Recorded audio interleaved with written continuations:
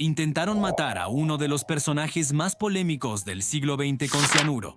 La dosis alcanzaba para 5 personas. No cayó. Le dispararon 3 veces. Siguió vivo. Lo ataron, lo envolvieron y lo tiraron a un río helado. Murió ahí, por el agua en los pulmones. Ese hombre era Grigori Rasputin. Y lo inquietante no es cómo murió, es que no es un caso aislado. La historia está llena de hombres que parecían intocables, con gran suerte, y terminaron cayendo por cosas absurdas. Un general invencible derrotado por una teja. Un imperio terminado por una caída ridícula. Un giro equivocado que acabó matando a millones. Hoy vas a ver varios de esos momentos. 20 figuras históricas suertudas en las que el destino no falló, fallaron ellos. Y eso es lo realmente peligroso. Arrancamos número 1. Grigori Rasputin, la noche que la muerte tardó 4 horas. El 17 de diciembre de 1916, un grupo de nobles rusos organizó el asesinato de Grigori Rasputin con la precisión de una operación militar. El objetivo tenía influencia directa sobre la emperatriz Alejandra y a través de ella sobre las decisiones del zar Nicolás II en plena guerra mundial. El plan era farmacológicamente sólido: envenenar la comida y el vino con cianuro de potasio. Las dosis calculadas eran suficientes para matar a 5 hombres adultos. Rasputin comió los pasteles, bebió el vino, pidió más. Cuando el veneno no produjo efecto, Félix Yusupov le disparó en el pecho a quemarropa. Rasputin cayó. Los conspiradores subieron. Cuando uno de ellos bajó 20 minutos después para verificar el cuerpo, Rasputin estaba de pie con los ojos abiertos, agarró a Yusupov por el cuello y comenzó a arrastrarlo hacia el patio. Escapó al exterior, le dispararon 3 veces más. Lo golpearon con una porra, lo ataron con cuerdas, lo enrollaron en una alfombra y lo lanzaron al río Neva, que estaba helado. La autopsia firmada por los médicos imperiales determinó que el agua había penetrado en los pulmones. Rasputin seguía respirando cuando lo arrojaron al río. La hipótesis más aceptada combina tolerancia biológica excepcional, resistencia al shock traumático y posiblemente dosis de veneno degradadas por el azúcar de los pasteles. Los registros no resuelven completamente el resto. La muerte de Rasputin no es una leyenda, es un sumario judicial de 1917. Número 2. Julio César. 23 avisos, 23 puñaladas. Los idus de marzo del año 44 a.C., Julio César recibió una cantidad documentada de avisos sobre el complot que se preparaba en su contra. Las fuentes clásicas difieren en los detalles, pero convergen en el patrón. Fue avisado múltiples veces. Su esposa, Calpurnia, tuvo una pesadilla la noche anterior y le suplicó que no fuera al Senado. El augur Espurina le había advertido días antes que tuviera cuidado con los idus de marzo. Un esclavo intentó entregarle esa mañana un pergamino con los nombres de los conspiradores. César lo guardó sin leerlo en la mano derecha mientras saludaba a sus senadores. Cuando llegó al teatro de Pompeyo, donde el Senado estaba reunido, uno de los conspiradores lo tomó del hombro con el pretexto de pedirle un favor. Era la señal. Se encontró rodeado de hombres con cuchillos. Fue apuñalado 23 veces. La autopsia, realizada por el médico Antistio y registrada por Suetonio, determinó que solo una de las 23 heridas había sido mortal. Las otras 22 no lo habrían matado por sí solas. El pergamino con los nombres de los conspiradores fue encontrado en su mano cuando recogieron el cuerpo, sin abrir. No hay en la historia documentada un caso más preciso de alguien que tuvo toda la información necesaria para evitar su propia muerte y eligió, por razones que los registros no terminan de explicar, no usarla. El pergamino sin abrir es el dato. El resto son consecuencias. Número 3. Enrique Witt. El accidente de equitación que creó al tirano Enrique Washoe de Inglaterra es recordado por sus 6 esposas, 2 de ellas ejecutadas, y por haber creado la Iglesia de Inglaterra para poder divorciarse de la primera. Es la imagen del monarca caprichoso y brutal que el cine ha repetido hasta el agotamiento. Pero hay un dato anterior a todo eso que los libros de texto no suelen mencionar.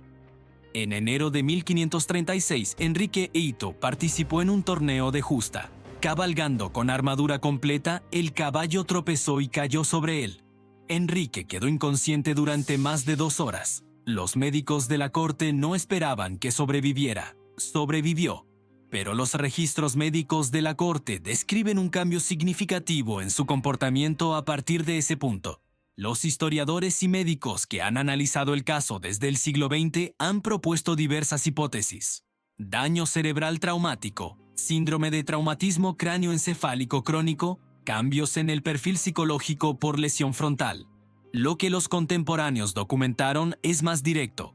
El Enrique anterior a 1536, inteligente, amante de las artes, atlético, relativamente clemente, no era el mismo hombre que el de los años posteriores, caracterizados por decisiones cada vez más erráticas, violencia sin precedente contra sus colaboradores más cercanos y una crueldad que sus propios consejeros describieron como nueva. Las 2 esposas ejecutadas, Tomás Moro, Thomas Cromwell, todos son posteriores al accidente.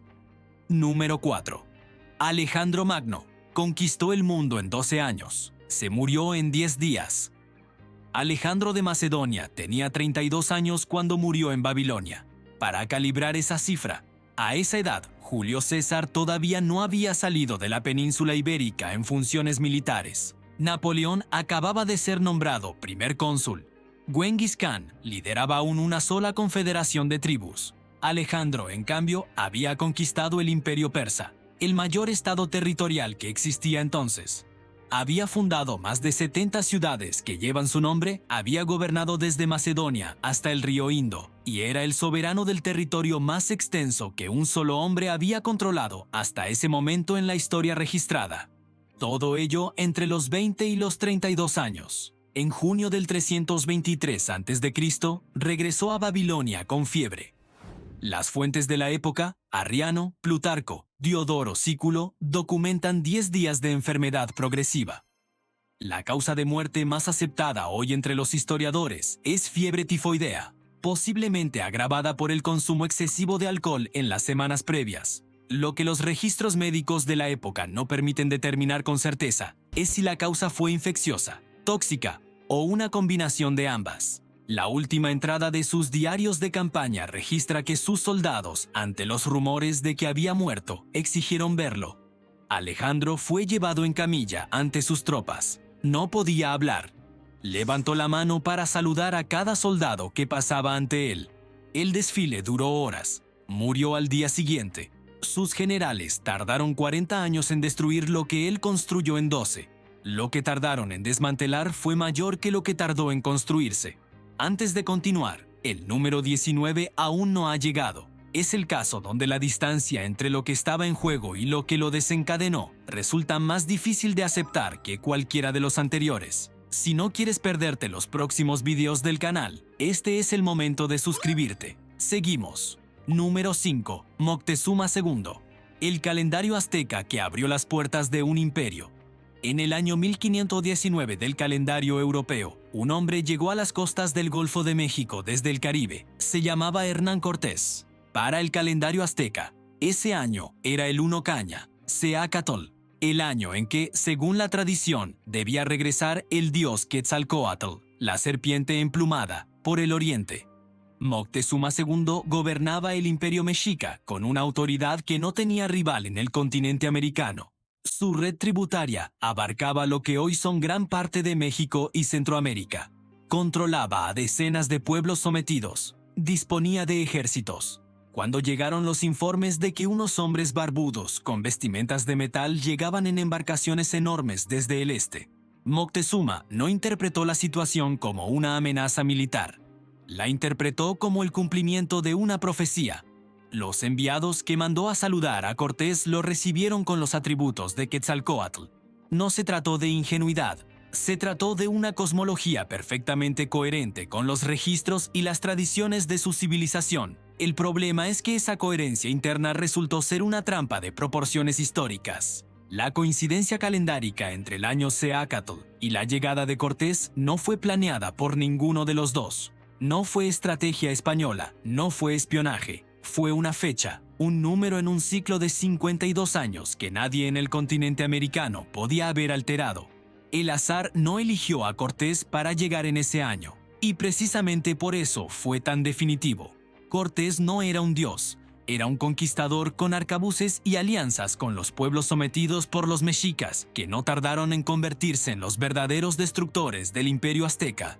Lo que los registros dejan claro es que el año calendárico fue, en términos militares, la primera y más costosa ventaja táctica de la conquista. Número 6. Winston Churchill y el automatismo neuronal que casi le da la victoria a Alemania.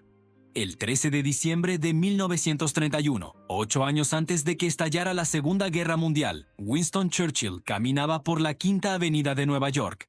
Tenía 57 años. Estaba a punto de cruzar la calle para visitar a un amigo. Bajó a la calzada, miró hacia su derecha. No venía nadie. Avanzó. Un coche que circulaba a 50 kilómetros por hora lo golpeó de lleno. Churchill fue arrastrado por el asfalto. Sufrió contusiones graves, pleuresía y un corte transversal en el cuero cabelludo. ¿Por qué uno de los estrategas más brillantes del siglo XX caminó directamente hacia un vehículo en movimiento? La neurociencia tiene un nombre para esto: automatismo de los ganglios basales. Para ahorrar energía cognitiva, el cerebro humano delega las acciones repetitivas a estructuras subcorticales. En Inglaterra, el tráfico circula por la izquierda. Por tanto, el peligro inmediato al cruzar siempre viene por la derecha.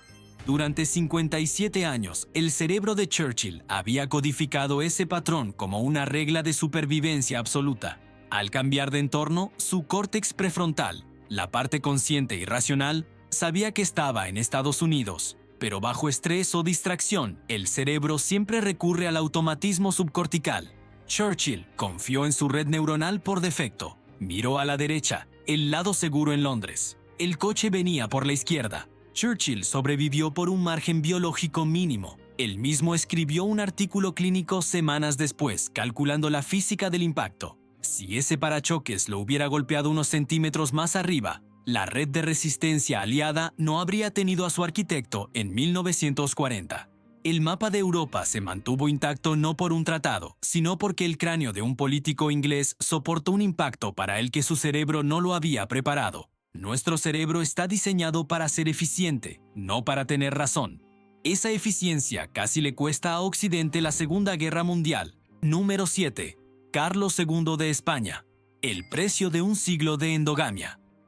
En el año 1700, el trono del Imperio Español, que incluía la península ibérica, los Países Bajos, el sur de Italia, el norte de África y la práctica totalidad de América del Sur y Central, estaba ocupado por un hombre que no podía masticar la comida con normalidad. Carlos II de España era el producto de generaciones de matrimonios entre familiares dentro de la Casa de Habsburgo. Su padre era también su primo en segundo grado. Su madre era también su sobrina. El análisis genético publicado en 2009 en la revista PLOS ONE calculó que su coeficiente de endogamia era equivalente al de un hijo de hermanos. Las consecuencias físicas fueron múltiples y documentadas. La mandíbula de los Habsburgo, exagerada en su caso hasta el punto de que los dientes de la arcada inferior no coincidían con los superiores, le impedía masticar con eficacia. Los registros médicos de la corte describen dificultades crónicas para comer, para hablar y para moverse. Nunca produjo un heredero. El imperio más extenso que existía en ese momento en la Tierra estaba a cargo de un hombre que los médicos de la época describían como cognitiva y físicamente incapaz de gobernar sin asistencia permanente. Cuando Carlos II murió a los 38 años, su cuerpo ya estaba en un estado de deterioro que los cirujanos que realizaron la autopsia describieron como el de un anciano de 70. Su corazón, según los registros, tenía el tamaño aproximado de un grano de pimienta. Ese hombre heredó el mundo. El mundo que heredó no sobrevivió su muerte. Número 8. Napoleón en Waterloo. 6 horas y una condición médica que nadie esperaba. El 18 de junio de 1815, Napoleón Bonaparte esperó 6 horas antes de ordenar el ataque en Waterloo. Era una decisión táctica que desconcertó a sus propios mariscales. La tierra estaba húmeda por las lluvias de los días anteriores, y Napoleón insistió en esperar a que secara para que la artillería pudiera maniobrar. Esas 6 horas permitieron a los refuerzos prusianos del mariscal Blücher llegar al campo de batalla. Los refuerzos de Blücher decidieron el resultado de Waterloo. La pregunta que los historiadores han analizado durante 2 siglos es por qué Napoleón, que en sus mejores años de campaña atacaba al amanecer y tomaba decisiones en minutos, esperó 6 horas esa mañana. La hipótesis médica más debatida, no confirmada con certeza, pero respaldada por análisis de sus correspondencias y los registros de sus médicos personales, es que en esos días sufría una crisis aguda de hemorroides que le impedía montar a caballo con normalidad. Hay cartas que lo mencionan. Sus médicos lo documentaron en periodos anteriores. Lo que los registros no resuelven es si esa condición fue el factor determinante, uno de varios factores o solo una coincidencia cronológica. Lo que sí está documentado es esto: el Napoleón de 1815 no era el de Austerlitz, y lo que los historiadores llaman su pasividad de esa mañana no tiene una explicación táctica satisfactoria en sus propios términos. Los partes médicos de sus médicos personales mencionan la condición en los días previos a Waterloo. Los historiadores llevan 2 siglos buscando una explicación táctica alternativa para las 6 horas de espera. Ninguno la ha encontrado. Número 9. Cristóbal Colón. Murió creyendo que había llegado a Asia.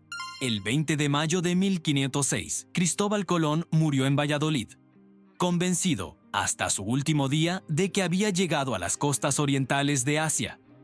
Hizo 4 viajes al continente americano. Pisó territorios que hoy se llaman Cuba, Haití, Jamaica, Venezuela, Honduras, Costa Rica y Panamá.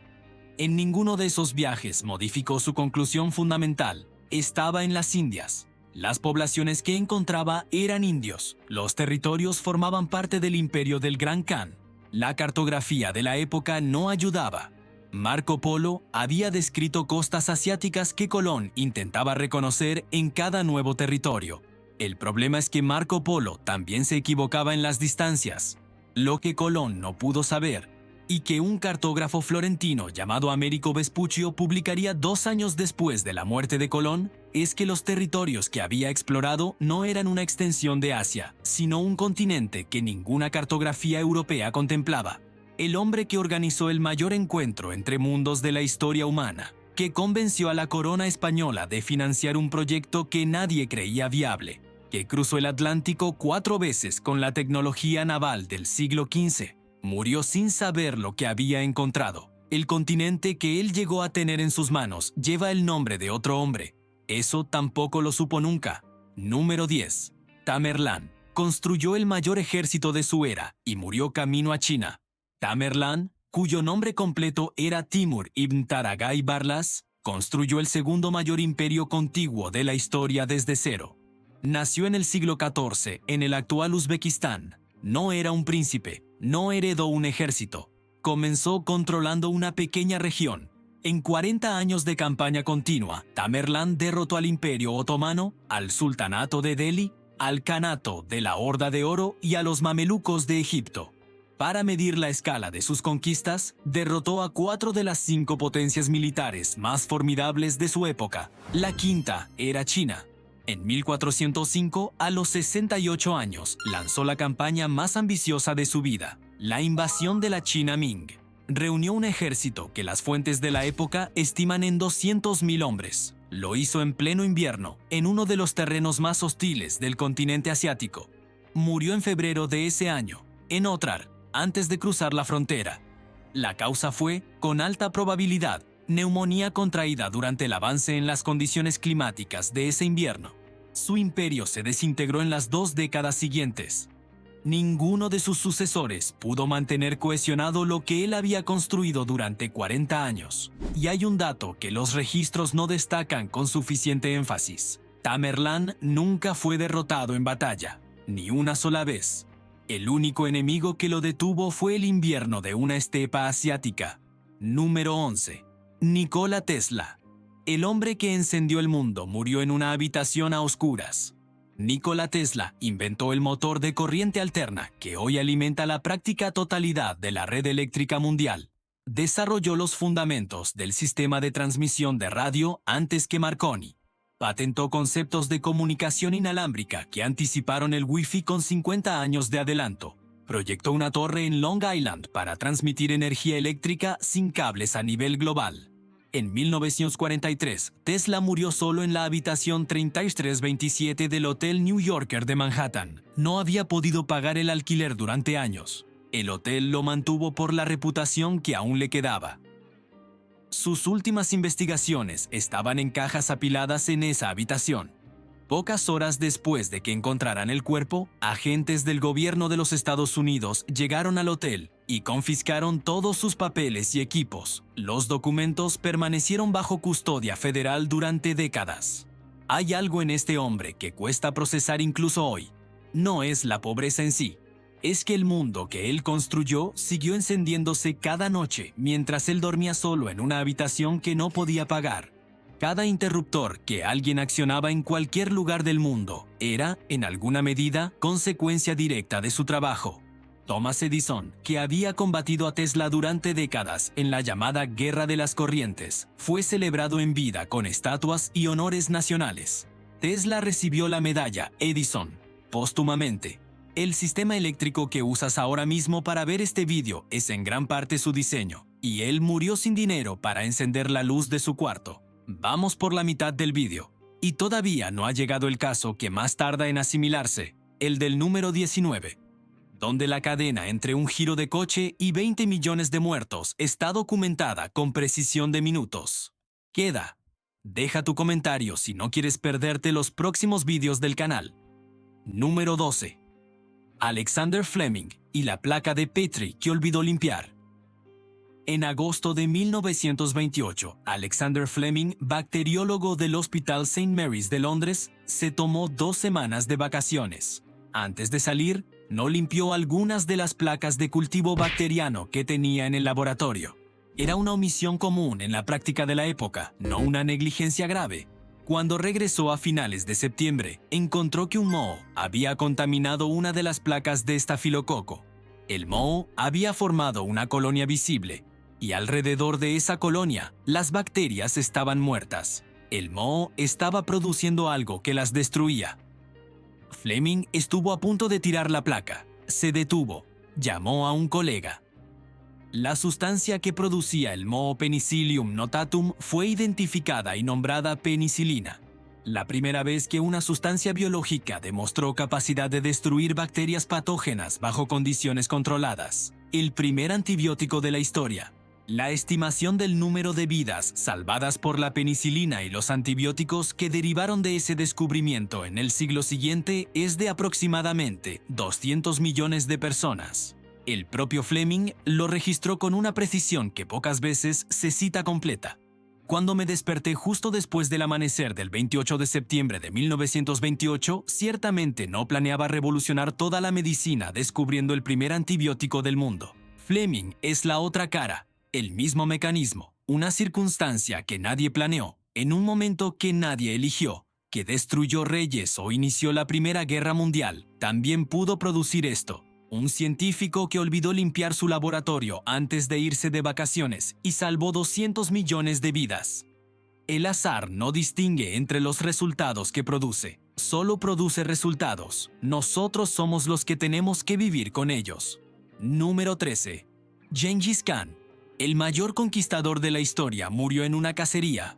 En 1206, Temujin unificó las tribus mongolas y tomó el título de Genghis Khan. Lo que construyó en los 21 años siguientes no tiene equivalente documentado en la historia de la humanidad. El imperio mongol llegó a controlar 24 millones de kilómetros cuadrados. Para que esa cifra sea procesable, es una superficie mayor que la suma del territorio actual de China, Rusia, los Estados Unidos, la India, Arabia Saudita y México juntos. Y lo construyó sin sistemas de comunicación modernos, sin mapas de precisión, sin infraestructura militar heredada. Sus ejércitos derrotaron a la China Song, al imperio Yuchen, al imperio Goresmio, a los califatos de Persia y a los principados rusos en menos de 2 décadas.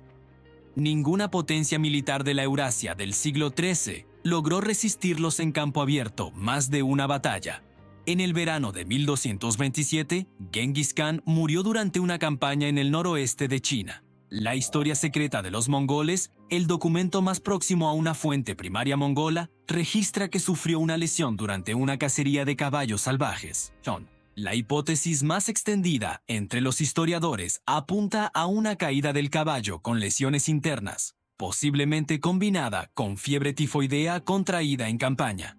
Su tumba fue ocultada con tal eficacia que no ha sido localizada en 800 años. Miles de arqueólogos, gobiernos y expediciones lo han intentado, siguen intentándolo. La causa exacta de su muerte sigue sin estar establecida con certeza. Número 15. Atila el Huno. El azote de Dios murió de una hemorragia nasal en su noche de bodas. Atila gobernó el Imperio Huno entre los años 434 y 453 después de Cristo. En ese tiempo, sus ejércitos destruyeron o saquearon más de 100 ciudades en el Imperio Romano de Oriente, devastaron los Balcanes, penetraron en Italia y forzaron al Papa León I a negociar directamente con él a las puertas de Roma. Los contemporáneos lo llamaban el azote de Dios. Ningún ejército romano pudo derrotarlo en campo abierto de forma decisiva. La batalla de los Campos Cataláunicos en el 451 fue el único encuentro en el que las fuerzas combinadas de Roma y los visigodos lograron frenarlo. Aunque tampoco pudieron destruir su ejército, en el año 453 Atila celebró una nueva boda. Tenía múltiples esposas según la tradición de los pueblos esteparios. Esta era una más. Esa noche, según Prisco de Panión, uno de los historiadores que lo conoció en persona, Atila sufrió una hemorragia nasal masiva. Incapacitado por el alcohol consumido en el banquete y en posición supina, el flujo sanguíneo le bloqueó la vía aérea. El hombre que había hecho huir a los emperadores romanos, que había negociado con el Papa, que controlaba un territorio desde el Rin hasta el río Ob en los Urales. Murió ahogado en su propia sangre en su noche de bodas. Sus generales encontraron el cuerpo a la mañana siguiente. El Imperio Huno se desintegró en los 10 años siguientes. Número 16. Felipe II de España. El rey de la mitad del mundo murió pudriéndose en su trono. En su momento de máximo poder, Felipe II de España gobernaba los Países Bajos, la península ibérica, el sur de Italia, las Filipinas, que llevan su nombre, y los territorios de América que su padre Carlos V le había dejado. Era el soberano del estado con más territorios en el mundo en el siglo XVI. Los últimos años de su vida transcurrieron en el Escorial, el palacio monasterio que él mismo había mandado construir al noroeste de Madrid. Padecía gota severa, no una gota moderada, una gota que los médicos de la época describieron como la peor que habían visto en décadas de práctica. Las articulaciones de Felipe II se habían calcificado hasta el punto de que no podía mover los brazos sin experimentar un dolor que los registros médicos de la corte comparan con quemaduras activas. Las llagas abiertas en sus piernas y torso habían llegado a un estado de descomposición en vida. Los vendajes se adherían a la piel y cambiarlos era un procedimiento que los médicos realizaban con el mismo instrumental que usaban en amputaciones. Felipe II gobernó desde esa cama, con esas heridas, durante meses. Los documentos de Estado que firmó en ese periodo llevan manchas que los archiveros han identificado como coágulos de sangre y pus de las llagas de sus manos. Murió el 13 de septiembre de 1598, después de 53 días en ese estado. Felipe II tardó en firmar los documentos que llegaban a El Escorial porque le dolía sostener la pluma. Eso es todo. El poder más absoluto de su época tenía ese límite. Número 17. Ricardo I Corazón de León. Sobrevivió a las cruzadas. Lo mató un niño en un castillo del que nadie recuerda el nombre. Ricardo I de Inglaterra pasó menos de 6 meses de su reinado de 10 años en Inglaterra. El resto del tiempo lo dedicó a campaña militar. Participó en la Tercera Cruzada, capturó Acre, venció en Arsuf, se enfrentó a Saladino en varias batallas directas y llegó a 2 días de marcha de Jerusalén antes de retirarse. Era capturado, liberado, enviado de regreso a sus territorios, combatido por Felipe II de Francia y por su propio hermano Juan, el futuro rey que daría lugar a la Carta Magna. Sobrevivió a todo ello. En marzo de 1199, Ricardo estaba asediando el castillo de Chalus-Chabrol en el sur de Francia. Era un asedio menor, contra una guarnición pequeña, en una fortaleza de segunda categoría que resistía por inercia más que por capacidad militar real. Un joven arquero en los muros del castillo disparó un virote de ballesta. Ricardo, que estaba inspeccionando las defensas sin armadura completa, los registros dicen que llevaba solo un escudo de mano, recibió el impacto en el hombro izquierdo. La herida no era mortal en principio. El problema fue la extracción. El cirujano de campaña dañó el tejido muscular al intentar retirar el proyectil. La herida se infectó. Ricardo murió de gangrena 12 días después. Antes de morir, pidió que trajeran al arquero a su presencia. Según las crónicas, lo perdonó y le dio dinero. ¿Qué habría hecho un hombre capaz de perdonar a quien lo mató si hubiera tenido 10 años más? Los registros no responden esa pregunta. Número 18. Iván el Terrible. El golpe que destruyó su propia dinastía.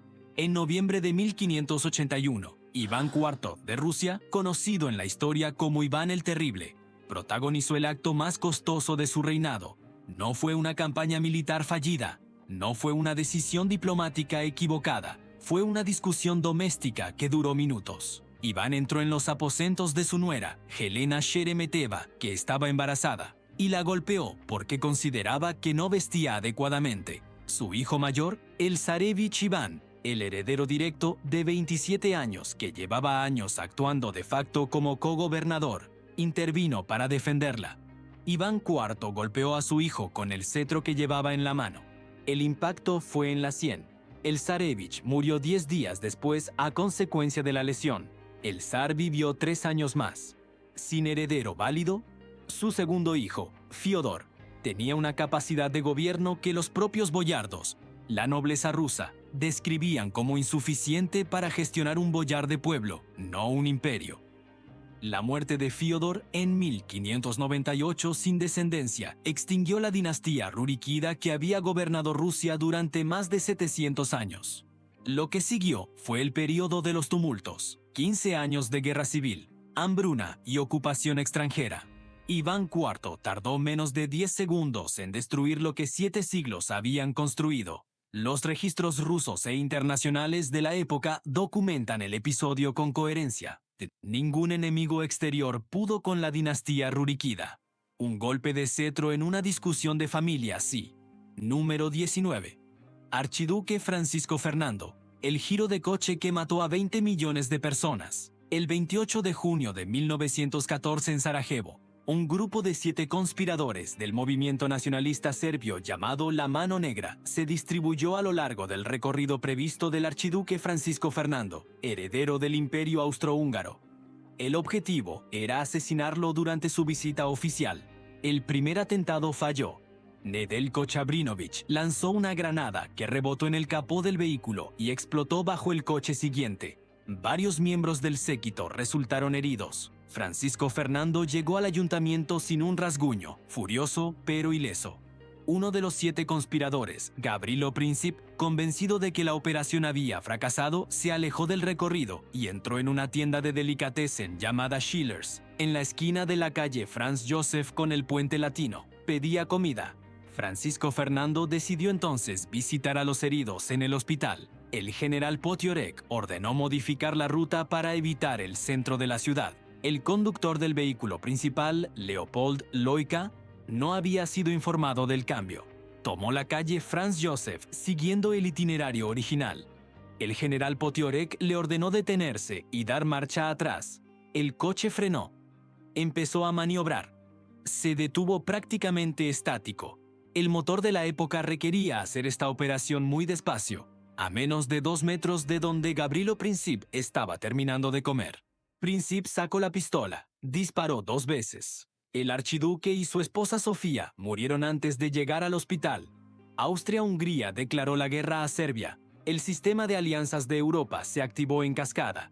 En 6 semanas, las principales potencias del continente estaban en guerra. 4 años después, había 20 millones de muertos. Todo comenzó porque un conductor no fue informado de un cambio de ruta. La primera bala de la Primera Guerra Mundial fue disparada desde una distancia de 1,5 metros por un hombre que ya se estaba yendo. El giro equivocado de un coche lo puso en posición de disparo. Los registros del proceso judicial de 1914 documentan la cronología con precisión de minutos. Número 20. Nerón. El artista más poderoso del mundo no pudo morir solo. En junio del año 68 después de Cristo, Nerón huía de Roma. El Senado lo había declarado enemigo público. Los pretorianos, que durante años lo habían protegido, habían cambiado de bando. Sus propios libertos y sirvientes le habían abandonado. El hombre que había gobernado el Imperio Romano durante 14 años, que había mandado ejecutar a su propia madre, que se había casado 3 veces con una brutalidad que los cronistas de la época describían como sin precedente, estaba escondido en una villa en las afueras de Roma esperando que lo capturaran. Intentó suicidarse con una daga. No fue capaz de hacerlo solo. Tuvo que pedirle a un secretario, un liberto llamado Epafrodito, que le ayudara a dirigir la hoja.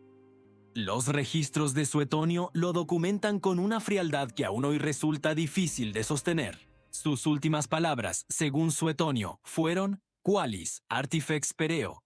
«Qué gran artista muere conmigo». Nerón se consideraba ante todo un artista. Cantante, poeta, auriga, actor. Participaba en los Juegos Olímpicos, que en ese periodo incluían concursos artísticos. Y era declarado ganador sistemáticamente, porque nadie se atrevía a perder ante el emperador. El poder más absoluto del mundo occidental de su época. El hombre que había decidido sobre la vida de millones de personas. No pudo morir sin ayuda. Cada vez que alguien cita a Nerón como símbolo de poder descontrolado, raramente menciona ese final. Que un hombre capaz de ordenar cualquier cosa no fuera capaz de terminar con su propia vida sin asistencia es, quizás, el dato que mejor lo define. 20 casos. Nombres que movieron imperios, continentes y guerras mundiales. Momentos en los que la magnitud de un hombre y la insignificancia de lo que lo destruyó producen una distancia que el cerebro humano no termina de procesar. La historia no es el relato del poder de los hombres. Es el catálogo de cómo el azar eligió en cada caso quién vive y quién desaparece. Y la escala de ese azar, la distancia entre lo que eran y lo que los detuvo, es lo que ningún libro de texto tiene espacio para explicar del todo. ¿Con cuál de estos 20 casos te quedas? Escríbelo en los comentarios. Me interesa saber cuál es el que más cuesta procesar. Si este vídeo llegó donde esperabas, suscríbete ahora. El próximo vídeo llega esta semana y el tema es igualmente improbable. Hasta el próximo.